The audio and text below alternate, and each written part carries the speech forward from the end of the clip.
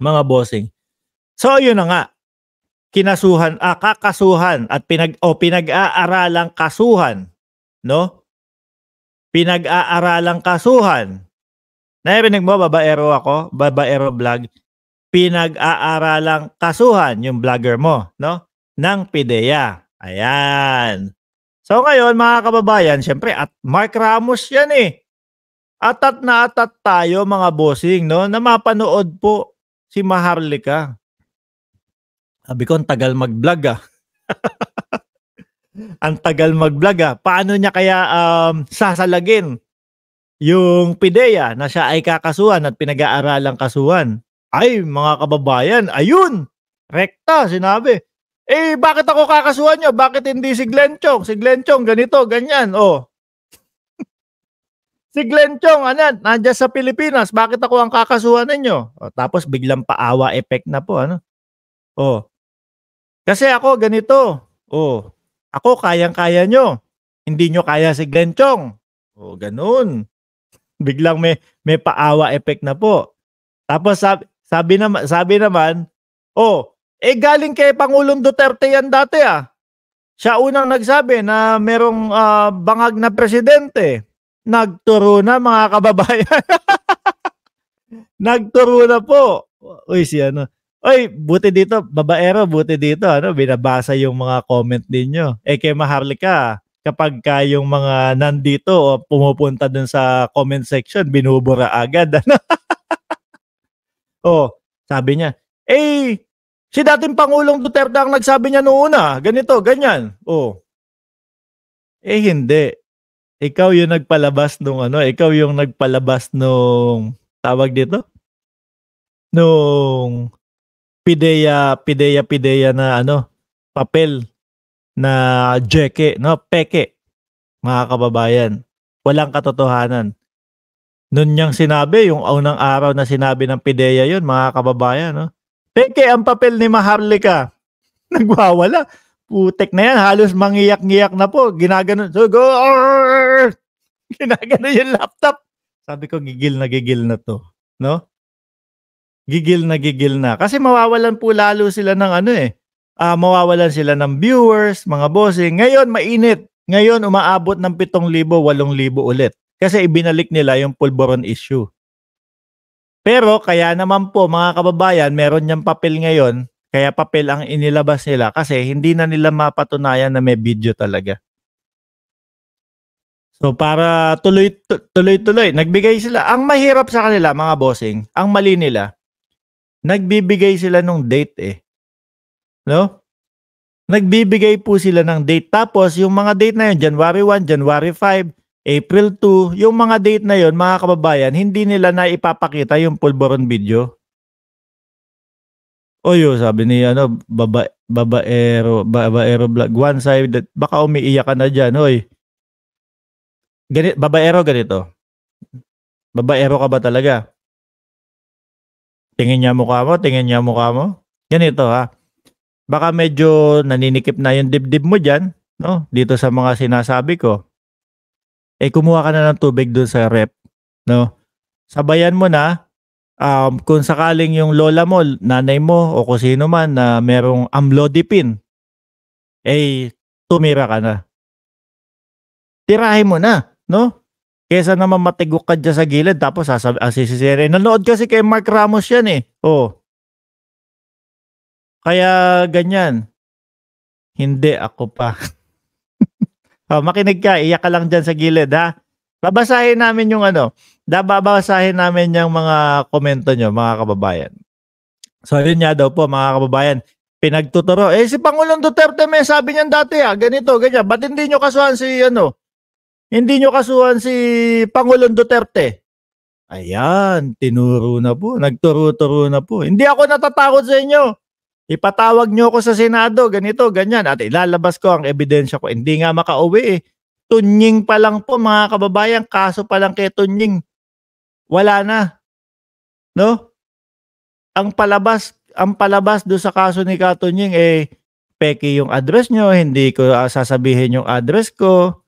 Kung talagang totoo at talagang haharap ka, ilalabas mo yung address mo. 'Di ba? Ilalabas para sa bayan, para mapatunayan sa bayan, mga kababayan, Oh, labas natin yung address, magharap-harap tayo sa Senado. Pero ang estilo nito, mga bossing, kasuhan niyo ako, ganito, ganyan, pero nagtatago, 'no? Yung mga subpoena na ipinapadala sa kanya, wala. Kumbaga gumagawa ng paraan para hindi matanggap, mga kababayan, yung subpoena, tapos sasabihin, "Oh, wala naman ako natatanggap na subpoena, eh." Paano mo matatanggap, tinatakbuhan mo, 'di ba? Si Hoy! Buhay ka pa diyan? Ikaw malayo ka sa istorya sinasabi. Hoy! Buhay ka pa diyan? Tinatakbuhan yung mga subpoena, mga kababayan. Kaya po sa vlog niya, napakatapang niya at sinasabi niya na haharapin ko kayo sa Senado. Pero ang katotohanan, behind the scene, mga bossing, wala. Lipat-lipat ng bahay, tama si Simple Batrak, lipat ng bahay. Siyempre po, mga kababayan, kapag pinahalata niya do'n sa mga viewers niya na stress na siya, na kung ano-ano na iniisip niya gabi-gabi, panghihinaan din po ng loob yung mga nanonood sa kanya. Eto pa napanood ko do'n, ha. Eto pa yung napanood ko do'n kagabi, mga kababayan. So ngayon, bandang siguro kapag binalikan niyo yung, vlog niya, ay si Rego, nandiyan ka pala, Rego Adventure. Ito talagang si Panghingkepyas, julul na julul. Puntahan niyo, 'pag pinuntahan niyo, madadagdagan yung views niyo. Okey lang, hayaan niyo na madagdagan yung views kasi 2,000,000 hanggang 4,000,000 ang paghahandaan niyan. So, yung kakaperanggot na makukuha sa views ninyo, malayo-layo pa din yan sa 2,000,000 to 4,000,000. Bandang 59 minutes nung kanyang video, mga kababayan. Nagbasa ng comment section. Nakabasa do'n, mga bossing, nabasa do'n, kumbaga ipa-billboard si Lisa Marcos. Ayan, gano'n daw po, mga kababayan, nakabasa. Ang bilis ng jutak ni Madam, 'no? O sige, ganito, ipa-billboard natin, ipalagay natin si Lisa Marcos, tapos yung sinabi niya do'n, mga kababayan, 'no, na extraction kung ganino, achu-chu-chu, something like that.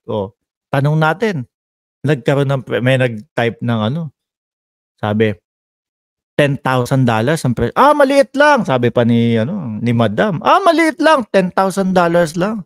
Basta sagot niyo lahat, ha. Ayan. Sagot niyo lahat, ha.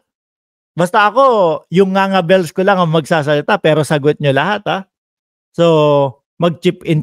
Ayan. Sabi ko, negosyo to, mukhang mag-uumpisa magbubukas ng bagong negosyo si Madam, no?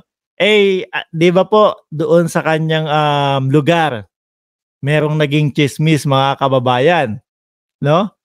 Na kumbaga merong mga binentahan ng t-shirt at kung ano-ano pa, basta ang daming tsismis doon sa kaperahan, mga kababayan. Sabi ko, nakakita ng butas si Madam, mukhang mangongolekta, 'no, pampa-billboard.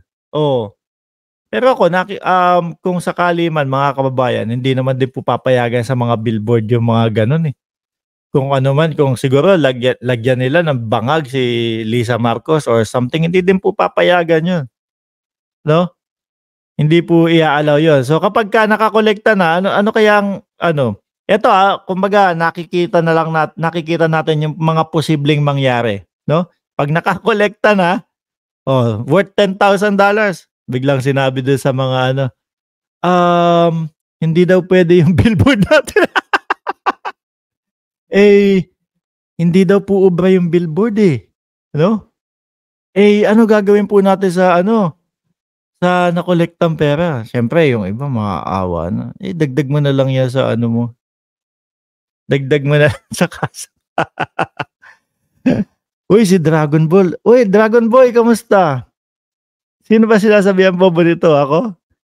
Bugok, okey ka lang diyan, Dragon Boy? Utong-uto ka na ba kay Maharlika?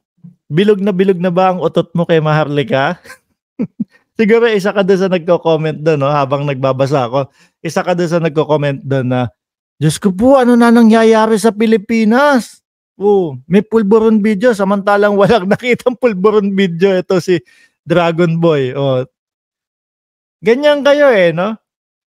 Ang dali niyong mauto, ang dali niyong mauto, mga gullible kayo, 'no?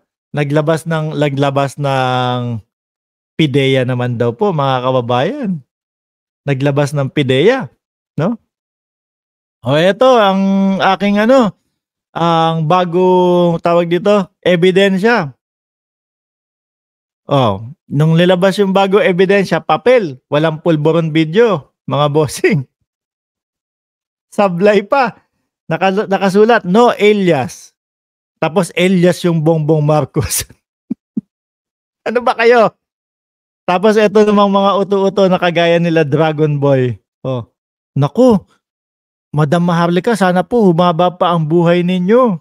Kasi kayo po ang sagot sa problema ng Pilipinas." O eto si Babaero Vlog, "Wala kang alam sa nangyayari sa mundo, nag-vlog ka, wala kang alam sa bakit nandito ka? Oh, at ikaw pa ang pinakamadaming type diyan, pinakamadaming komento diyan. Wala palang wala palang alam pero bakit ano nangyari sa'yo diyan. Kasi nga brother kay Maharlika lang sila nakatutok," sabi ni Ronwell. Oh, totoo po, 'no?